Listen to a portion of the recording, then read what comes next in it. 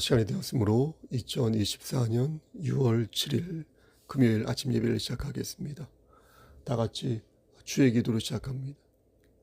하늘에 계신 우리 아버지여, 이름이 거룩히 여김을 받으시오며 나라가 임하옵시며 뜻이 하늘에서 이루어진 것 같이 땅에서도 이루어지이다. 오늘 우리에게 일용할 양식을 주시옵고 우리가 우리에게 죄진 자를 사하여 준 것 같이 우리의 죄를 사하여 주시옵고 우리를 시험에 들게 하지 마시옵고 다만 악에서 구하옵소서. 나라와 권세와 영광이 아버지께 영원히 있사옵나이다. 아멘. 거룩하시고 자비로우신 하나님 아버지, 하나님의 크신 사랑을 진심으로 감사드립니다. 오늘도 우리에게 새로운 하루를 허락하셔서 예배로 하루를 열 수 있도록 혹은 예배 드릴 수 있도록 허락하여 주시는 데 감사합니다. 하나님, 벌써 한 해의 절반이 지나고 이제 6월 첫째 주의 금요일이 열렸습니다. 하나님, 오늘도 하나님 말씀 붙잡고 보람되고 의미있게 그리고 하나님의 화평 안에서 거할 수 있도록 은혜 내려 주시옵소서. 우리의 연수가 70이고 강건하면 80인데 하나님, 우리의 생사복을 주관하시는 하나님께서 우리의 모든 것들을 지켜주시고 끝까지 함께 해주실 것을 믿사오니 하나님, 우리를 끝까지 붙잡아 주시사 나고자 되지 아니하도록 하시고 천국 백성으로서 끝까지 천국에 안착할 수 있도록 주여 은총을 베풀어 주시옵소서.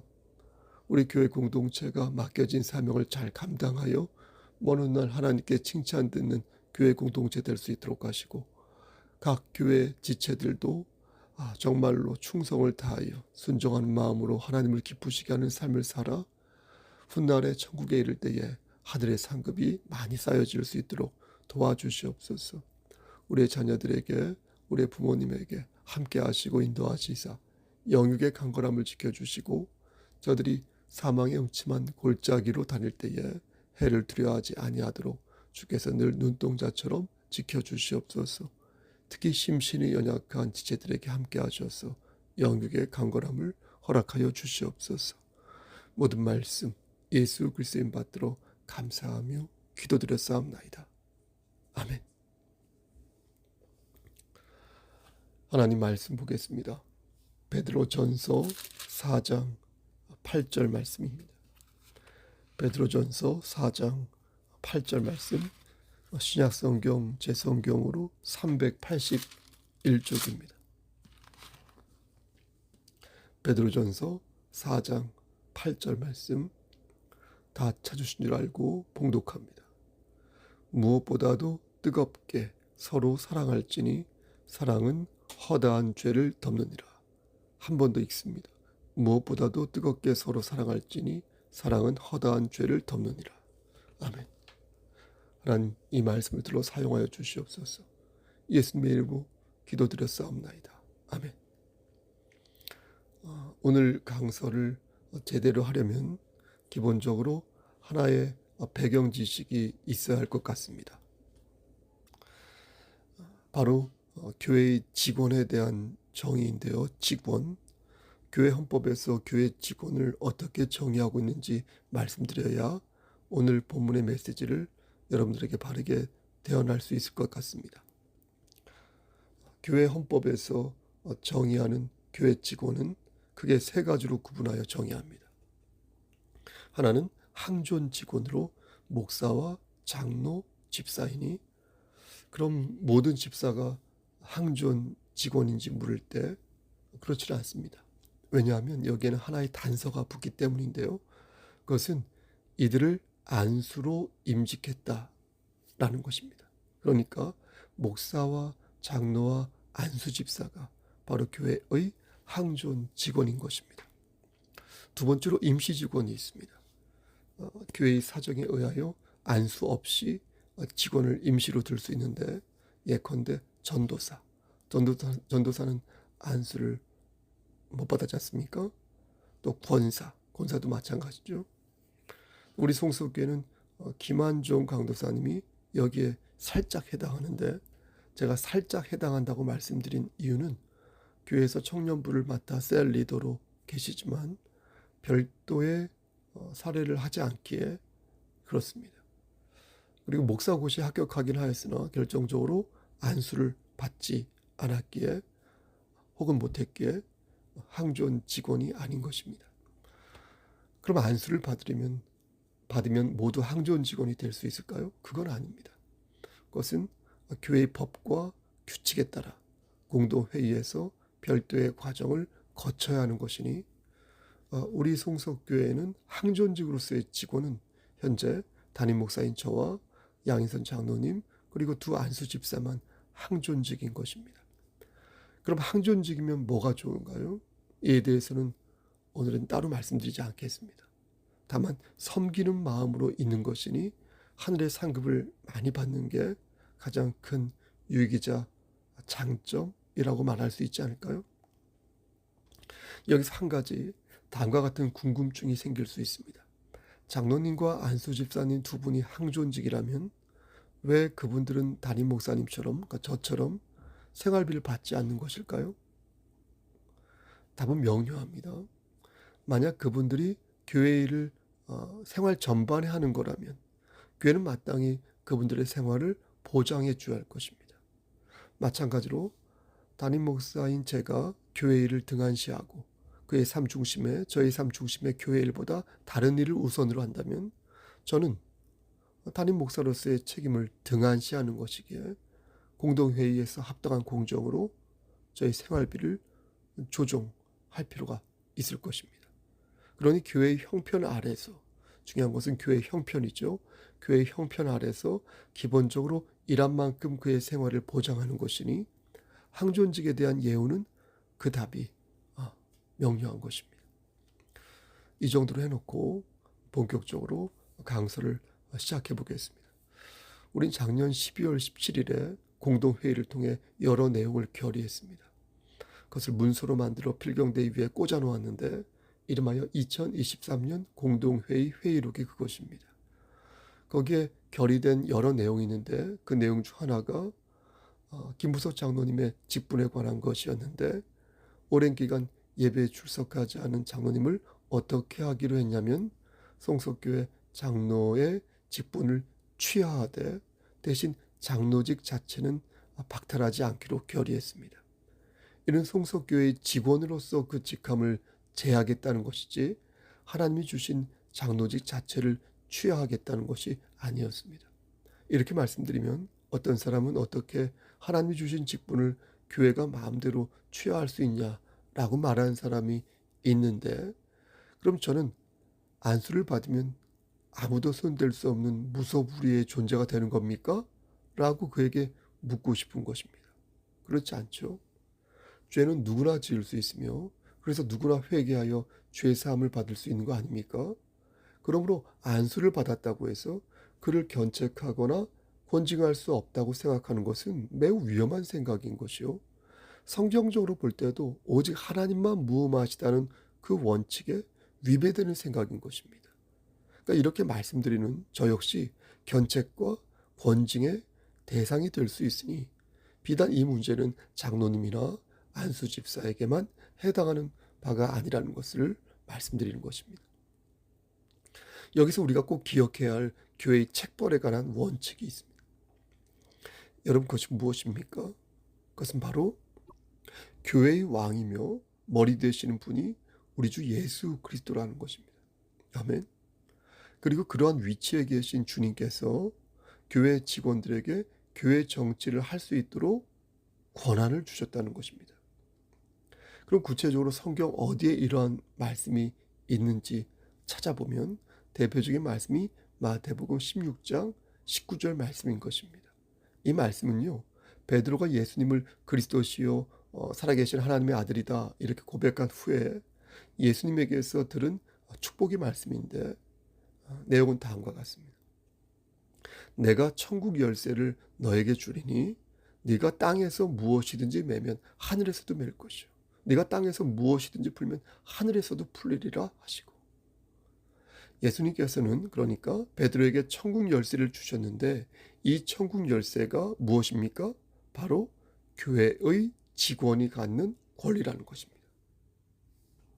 이 부분을 조금 더 구체적으로 말씀드리면 열쇠는 청지기로 임명된 사람에게 주어지는 일종의 위임된 표식을 말합니다. 그러니까 청지기가 주인에게 어떤 권한을 위임받았다는 표시로 열쇠를 받았다는 것입니다. 천국은 교회를 가리키는데 지금 예수님께서 바르게 신앙 고백을 한 베드로에게 특별한 권한을 부여하시겠다고 약속하신 것입니다. 그럼 우리는 이런 또 궁금증이 생기는 것입니다. 그렇다면 천국 열쇠는 베드로에게만 국한된 권한인 것일까? 여러분 그렇지 않죠? 천국 열쇠는 베드로를 포함한 12사도에게도 주어졌고 이는 그들이 교회라는 공동체에서 그 후에 펼쳐진 여러 행적을 통해서 증명이 됩니다.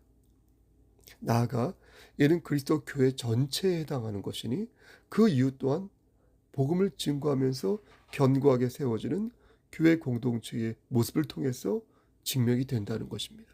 정리해서 말씀드리면 교회에 주어진 천국 열쇠란 교회가 복음을 선포할 때, 복음을 증거할 때 상당수의 사람들에게는 하나님께서 천국의 문을 열어주시지만, 그렇죠?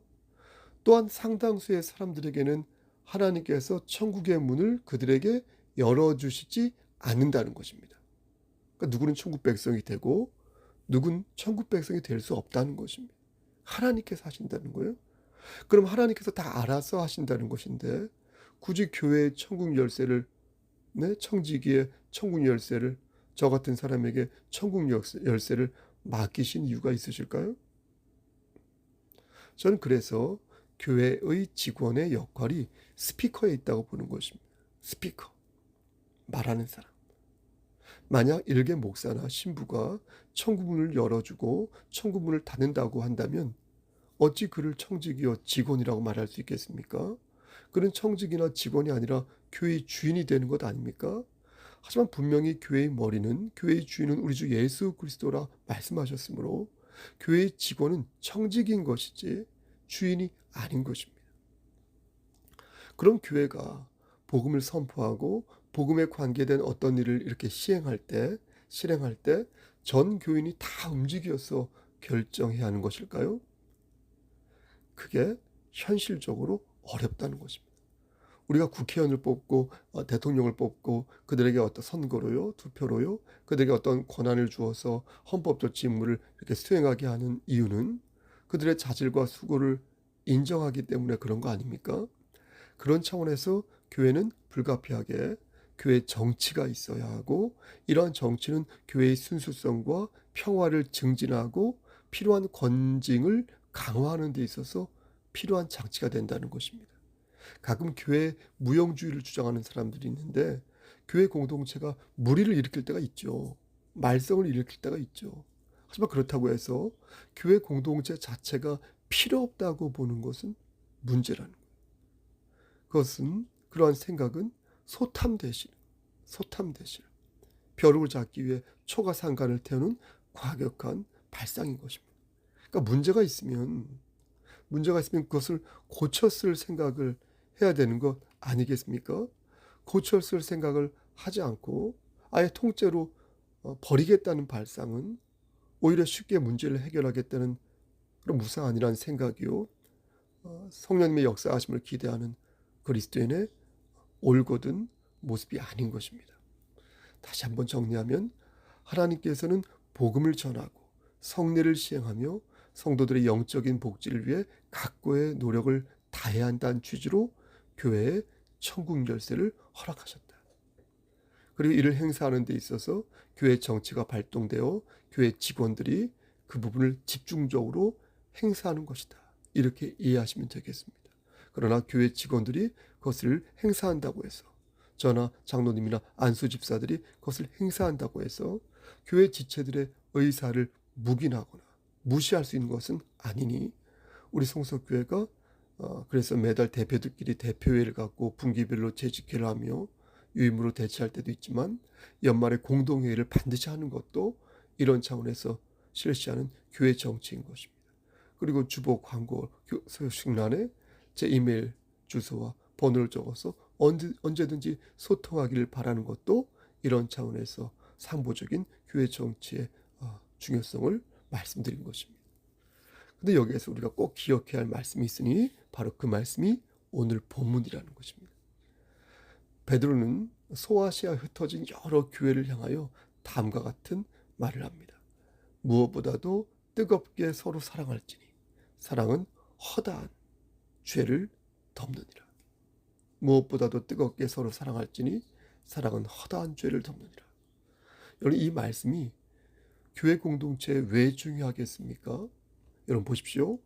교회의 권징은 죄를 드러내는 데 초점이 있지 않다는 것입니다.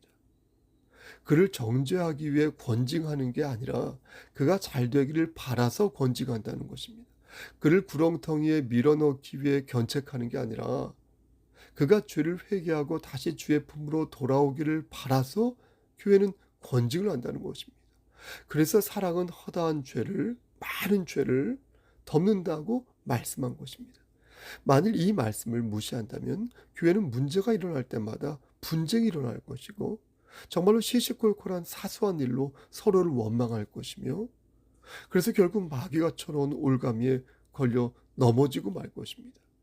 그러니 허다한 죄를 바라볼 때 그 중심에 사랑이 있어야 할 것이니 그 사랑으로 사소한 것들은 덮어주고 용서해야 마땅하다는 것입니다. 하지만 진리를 거스르고 성령을 모독하는 죄는 공정한 절차를 통하여 단계적으로 권계하고 수찬을 정지하여 그래도 안 되면 추교까지 하여 교회 질서를 세우고 진리를 바로 수호해야 한다는 것입니다. 사랑하는 성도 여러분, 우리 성서교회는 진리를 지키는 과정에서 결코 물러터져서는 아니 될 것입니다. 진리가 무엇인지, 진리를 위해 어떤 노력을 기울여야 하는지 정확히 알고 정확히 알았으면 끊임없이 하나님 말씀을 탐구하고 묵상하면서 성령 하나님의 인도하심을 간절히 바라야 할 것입니다. 바라건대 우리 성서교회가 보다 견고한 교회 직원들로 채워졌으면 좋겠습니다. 전 교인이 그리스도의 마음을 품어서 서로의 짐을 함께 지고 하나님의 일을 하는 그런 교회 직원들을, 사람들을 보다 내밀하게 여러분들이 섬겼으면 좋겠습니다. 그렇게 할 때 우리 교회는 하나님 보시기에 합당한 교회 공동체로 발전할 수 있을 것이니 함께 힘을 모아 주님의 뜻을 이루는 교회 공동체가 될 수 있을 것입니다. 그렇게 서로 사랑하며 서로 섬기며 발전하는 우리 교회가 되기를 주님 이름 받들어 간절히 축원합니다. 아멘. 이제는 우리를 죄에서 구속하여 주신 우리 구주 예수 그리스도의 은혜와 아버지 하나님의 만극하신 그 사랑하심과 성령 하나님의 교통하시고 인도하신 모든 역사하심이 하나님 말씀 안에서 교회의 사명을 받들고 진리를 수호하며 진리를 대언하고 하나님 중심에서 열매 맺는 삶을 살기를 소원하는 여기 모인 성도와 그들의 가정과 이 재단과 이 나라 위에 하나님의 사랑하심이 세세토록 함께 계실지어다. 아멘.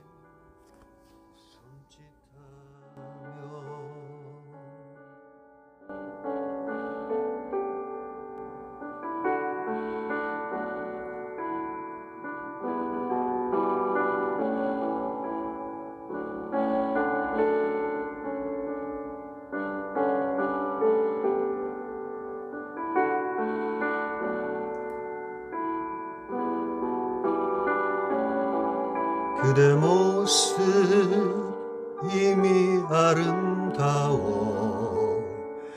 마치 잊혀진 얘기 같아도 한 줌의 용기와 한 방울의 눈물 그 눈으로 보게 되면 사랑은 여전히 사랑이어서 우리 작은 삶들에 비추고 깊은 밤 지나면 새날이 오듯 여기 손에 닿을 듯 가까이 손짓하지